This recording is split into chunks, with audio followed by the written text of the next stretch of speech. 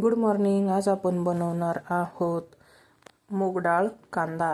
ही मूग डाळ मी 10-15 मिनटं भिजवून घेतलेली आहे. हा कांदा चिरून घेतलेला आहे. कढीपत्ता, हिरवी मिरची, लसूण, कोथिंबीर, जिरी, मोहरी, हळद.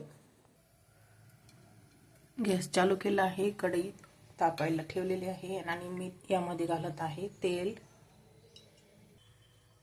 तेल गरम झालं आहे. त्यामध्ये मी घालत आहे मोहरी,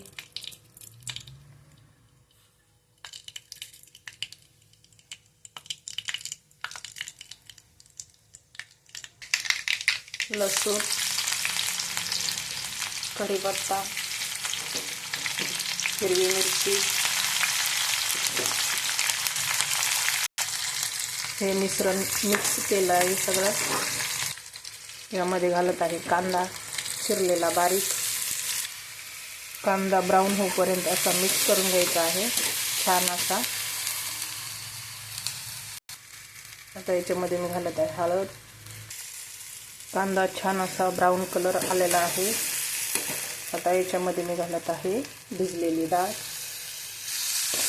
मिक्स करून घेत. सगळं मिक्स करून झालं आहे. याच्यामध्ये घालू आपण अर्धा कप पाणी. भाजी अशी छान शिजत आहे. अर्धा कप पाणी घातलं आहे. त्यामध्ये 2 मिनिटं शिजून घ्यायची. डाळ कांदा आता शिजलेला आहे. यामध्ये घालू आपण थोडीशी कोथिंबीर आणि मिक्स करून घेऊया. छान असा डाळ कांदा तयार.